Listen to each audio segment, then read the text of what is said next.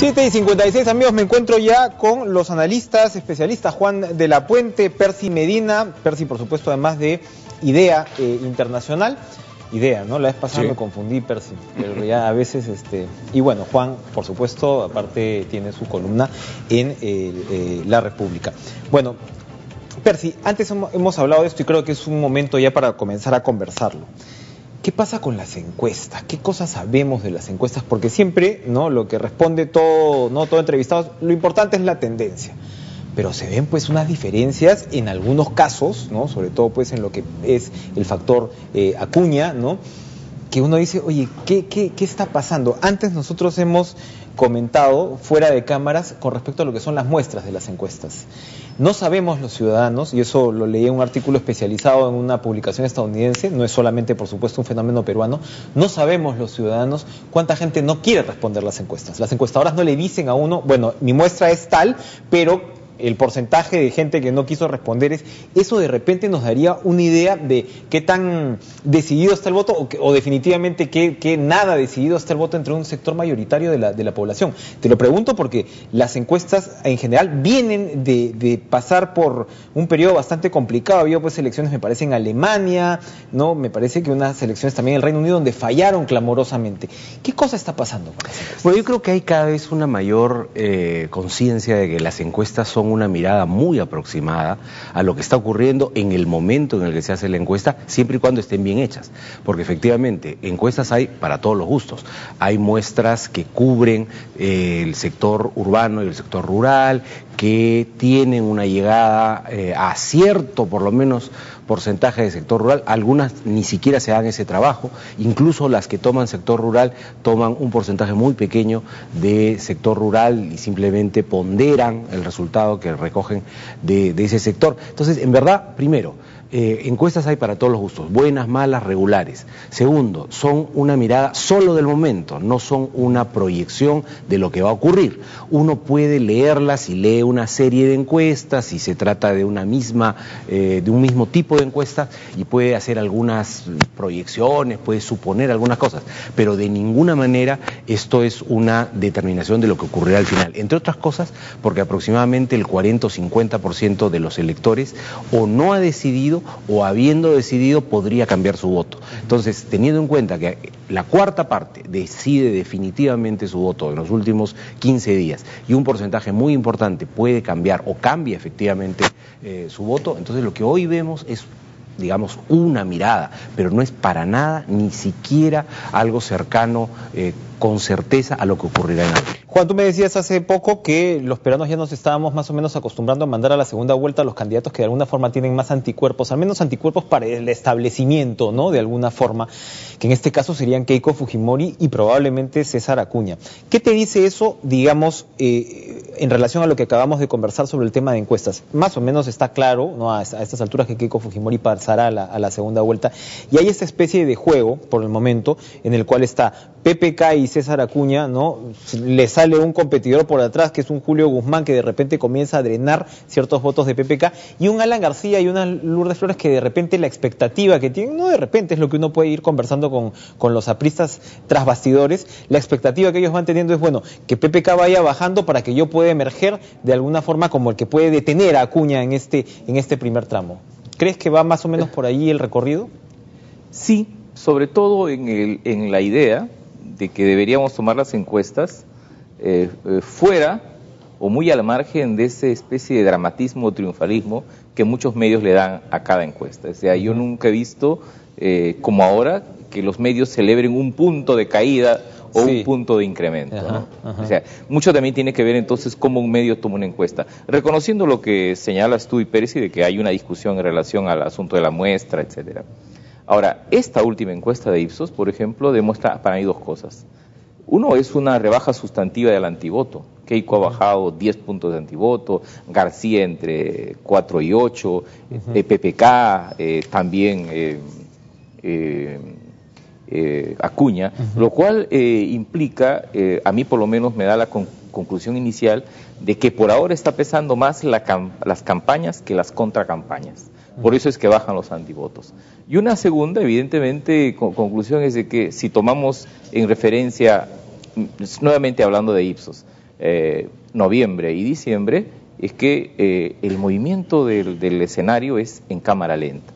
O sea, yo no creo en estas ideas bruscas. Un medio titula, no, Acuña segundo. O sea, un gran volteretazo. No, al día siguiente tiene que decir, no, Acuña, PPK todavía está segundo, ¿no? Entonces, ¿y qué te dice este cambio de movimiento? Primero es que se ha estabilizado este segundo lugar, puntos más, puntos menos, donde aparecen empatados PPK y Acuña.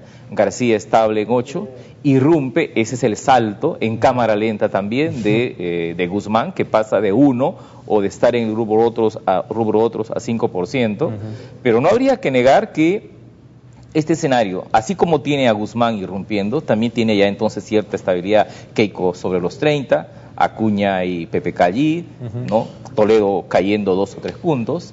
Esa es una segunda conclusión. Y la tercera es que la discusión se está produciendo en la segunda línea, ¿no?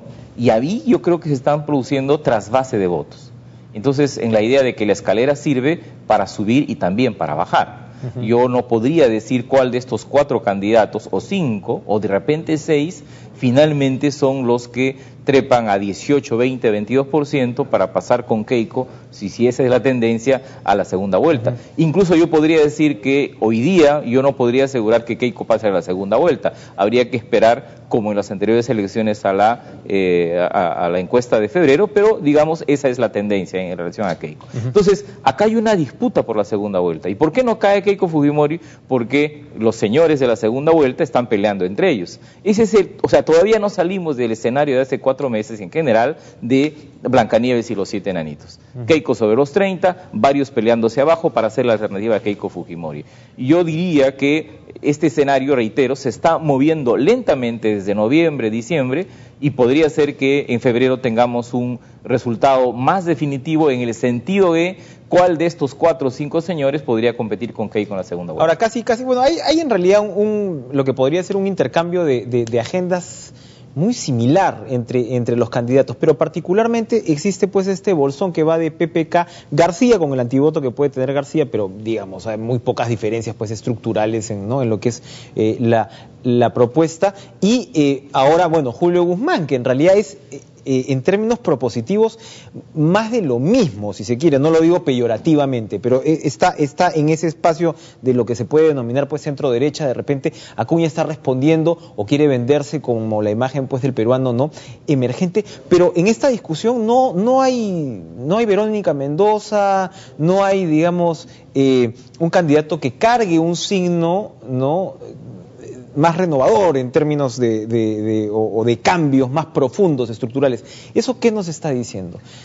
Bueno, evidentemente esta es una elección distinta de la del 2006 y del 2011, ¿no? Donde teníamos a Humala, que tenía un discurso, digamos, radicalmente distinto al que tenían los otros participantes del elenco de los 5, de los 4 favoritos. Y eso, por supuesto, recogía también una insatisfacción, un espíritu crítico de muchas personas, sobre todo en el sur del país, ¿no? Esta vez ningún candidato recoge, digamos, la crítica frontal al sistema, ni tampoco hay alternativas más o menos radicales frente a lo que ya existe. Lo que se propone es mejorar lo que tenemos, afrontar un poco la crisis económica. Vamos a ver si es que en el camino todavía alguno de los candidatos puede recoger este espíritu que existe, ¿eh? Cuando uno mira las encuestas sobre la evaluación que hay de la economía, de la inclusión, del papel del Estado, etcétera, sobre todo en el sur del país y en zonas rurales, hay una crítica muy fuerte que en este momento ningún candidato está recogiendo. Entonces vamos a ver qué pasa efectivamente con esos sectores, a dónde están apuntando ahora, o si están justamente en ese porcentaje que ronda el 20% de gente que no encuentra un candidato que le guste. ¿Qué demanda crees tú, Juan, ese electorado? Que todavía no se ve representado en en este desarrollo de las encuestas, este electorado que realmente no está contento con la situación, no está contento con la estructura. Sí. ¿Hacia dónde va el choque por ahí? Resuelto lo que dice Pérez, si resuelta la discusión del 2011-2006 sobre que si es que viene aquí una sombra chavista, etcétera, la discusión está sobre la confianza. Estos 5 puntos de Guzmán es confianza, es por la confianza, porque además en general dice más o menos lo mismo que el otro. Uno podría decir, Guzmán es un PPK con rostro humano, Guzmán es un García con rostro humano, Guzmán es un Acuña con rostro humano, un Toledo con rostro humano. O sea, entre ellos, entre estos 4 candidatos o 5, hay 42%. Y a mí me parece que esa es la pugna de un centro político, por construir cada uno a su manera un centro político, un centro izquierda, un centro derecha, un centro, para competir con Keiko. Entonces, la agenda está ahí, es seguridad ciudadana, es anticorrupción, es desaceleración de la economía, un poco más de inversión pública, pero sobre todo confianza respecto a que quien gane lo haga, ¿no es cierto? No hay otros temas en gran discusión. Entonces, nosotros veremos... Siempre lo son, pero es una elección particularmente emocional, claro, en el sentido de lo que proyecta el candidato. Sí, y eso hace que esta elección sea muy distinta a las otras 3 que hemos tenido, porque esta agenda, desaceleración, inseguridad, corrupción, no estaba en agenda el 2001, el 2006 y el 2011, ¿no? No tenemos una elección polarizada e ideologizada. No sé si en la segunda vuelta esta también será la agenda, porque podría ser que los dos que pasen a la segunda vuelta, más o menos nuevamente hablen lo mismo, y entonces la gente tiene que escoger otra vez, no programáticamente, sino sobre la lógica de la confianza. ¿Qué significa Acuña en este escenario entonces, Percy? Bueno, evidentemente es la novedad. Es lo más cercano a un cuco.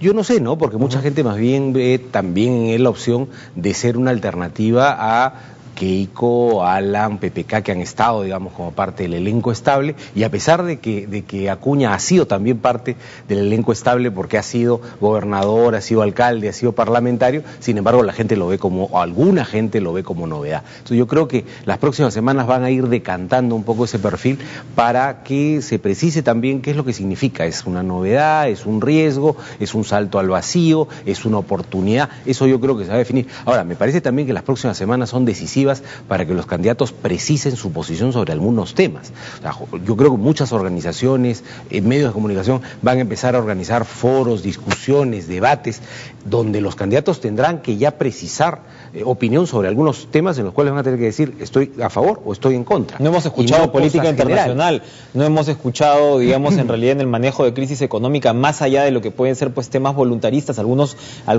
propuestas tributarias, por ejemplo, pero también al mismo tiempo muchos especialistas dicen, oigan, los tributos no van o la falta de tributos no van a formalizar esa gran masa no económica que no está dentro de la economía formal. Hay todavía muchas preguntas. La típica propuesta que escuchamos en estos días es aumentar el presupuesto de 3 a 5%, aumentar el presupuesto de 1.3 a 2 punto tanto. Bueno, la pregunta no es a dónde le vamos a aumentar, sino a qué le vamos a quitar para poder aumentar eso. Es una discusión casi burocrática. Y esa es la discusión que hay que empezar a dar, ¿no? ¿Qué se prioriza? Ahora, Juan, para terminar, hablabas de este bolsón de 40-42%. Las elecciones pasadas lo que vimos fue una suerte de anulación mutua entre PPK y Alejandro Toledo, que abrió el pase al escenario de la segunda vuelta. Ahora, siendo que pareciera que este reparto de votos, esta atomización se podría dar antes, ¿tú crees que alguno de estos candidatos que están moviéndose en ese centro comience a concentrar cada vez más votos y el resto a achicarse?